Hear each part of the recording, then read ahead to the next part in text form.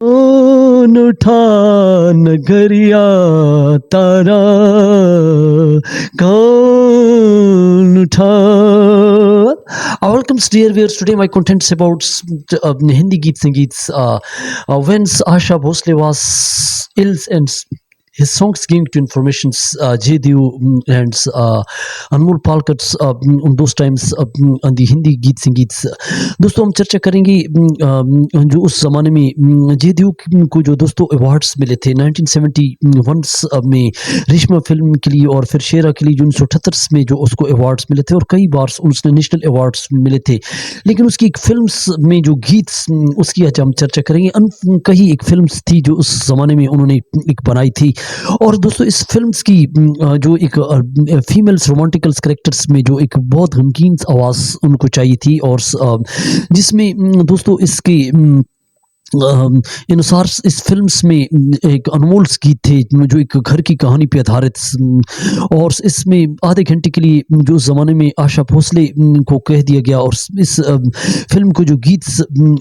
थे बहुत सुंदर गीत थे। और दोस्तों इस फिल्म के जो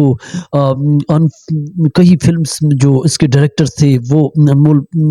पालकर थे और जे देव ने इस फिल्म को जो है इसकी डायरेक्शंस की थी और ये फिल्म जो बहुत उस ज़माने में बहुत ज़्यादा मशहूर रही। लेकिन दोस्तों आशा भोसले से जब कहा गया तो आशा भोसले ने कहा कि मैं इस गीत को गाऊंगी, लेकिन उससे जब कहा गया कि आपको ये फिल्म की गीत गाने में कितनी रकम चाहिए तो आशा भोसले ने कह दिया कि गीत की सिचुएशंस को उसके बाद में उसने टाल मटोल करके जो है बहाना टाल के जो है उसने कहा कि बाद में गीत के मुतालिक बताऊंगी। लेकिन दोस्तों जो गीत उसका कुछ इस तरह अंतर है, इसकी पूरी कहानी बहुत ही गमगीन है। कौन उठा नगरिया, दोस्तों ये जो हिंदी गीत संगीत के जो अंतरे हमने आपके सामने जो सुनाए हैं जिसमें इस गीत की अनुसार उस ज़माने में जो बहुत ही दुखी गीत था और एक गरीब सी लड़की पे जो इस फिल्म के अंदर से आप देखें तो आधारित ये गीत था। लेकिन दोस्तों ये सब स्टूडियो में ये गीत तैयार कर रहे थे और ये गीत जो जे देव और अनमोल पालकर और कई फिल्म के लिए जो डायरेक्टर प्रोड्यूसर्स एक स्टूडियो में आशा भोसले से कह रहे थे। आशा भोसले ने कहा कि मैं 3 बार इसको रिहर्सल करूंगी और ये गीत मैं घर से तैयार करके लाऊंगी। लेकिन अचानक एक ऐसा वाकया हो जाता है कि स्टूडियो के अंदर हलचल मच जाती है कि आशा भोसले के घर से फोन आता है कि उसको बुखार है और वो बहुत सख्त बीमार है, she is ill. But this was a great problems J Dev के लिए बहुत बड़ा। लेकिन दोस्तों अनमोल पालकर ने भी ये कहा, लेकिन उस जमाने में जो शायर थे प्रोड्यूसर थे उन्होंने कहा कि आशा भोसले को उस वक्त एक ख़त लिखें। उस ज़माने में दोस्तों चिट्ठियाँ थी और चिट्ठियाँ जो उस वक्त लिखी गई और जाने वाला नज़र आया और इस तरह कई गीत उस फिल्म के अंदर थे। जे देव की जो पत्नी थी उसने ये चिट्ठी जो उस ज़माने में लिखी कि आज अब आपकी तबीयत कैसी है। तो दोस्तों ये ख़त जो है आशा भोसले के घर में जब पहुँचता है, आशा भोसले इसको पढ़ती है तो वो बीमारी की हालत 102 का टेम्परेचर होता है और उस कारण से वो उठती है और स्टूडियो तक बहुत मुश्किल से पहुंचती है दोस्तों। और ये गीत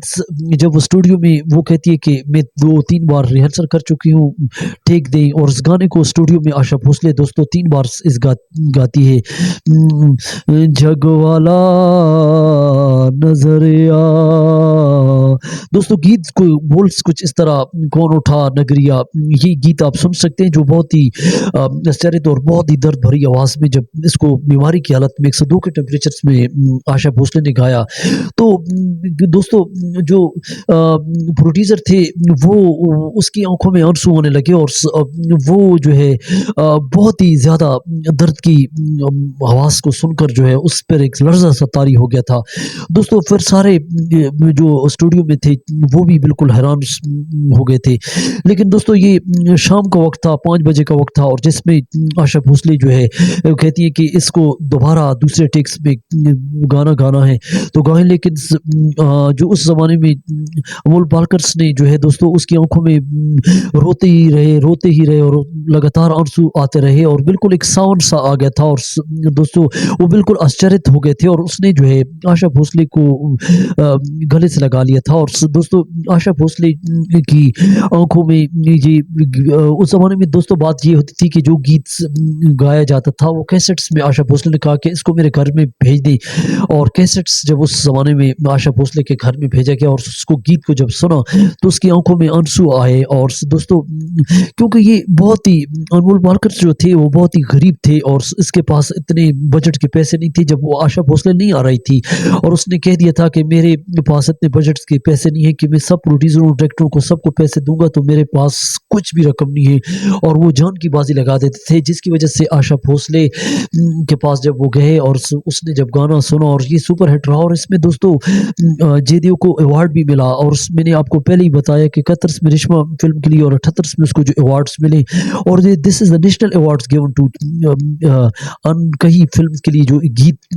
के लिए जो है अवार्ड। लेकिन दोस्तों आशा भोसले ने इस गीत को बहुत ज़्यादा पसंद किया और इस गीत की जब डिमांड की गई तो आशा भोसले ने कहा कि मैं इतने अच्छे गीत और इतने अच्छे लोगों के लिए जो है गाती हूँ और इसके पैसे मैं नहीं लूँगी और आशा भोसले ने इस गीत के पैसे नहीं लिए और इस गीत को सुनकर आशा भोसले की आंखों में बेख्तियार आंसू होने लगे जब ये कैसेट्स रिहर्सल उसने किया और दोस्तों जो अमोल पालकर्स भी थे जो बहुत ही ज़्यादा रो रहे थे और बहुत ही ज़्यादा उसका ये सॉन्ग्स आप सुन सकते हैं यूट्यूब पे। तो दोस्तों आज की एक छोटी सी घटना जो आपको सुनाई है, चैनल को सब्सक्राइब करें, लाइक करें। थैंक्स।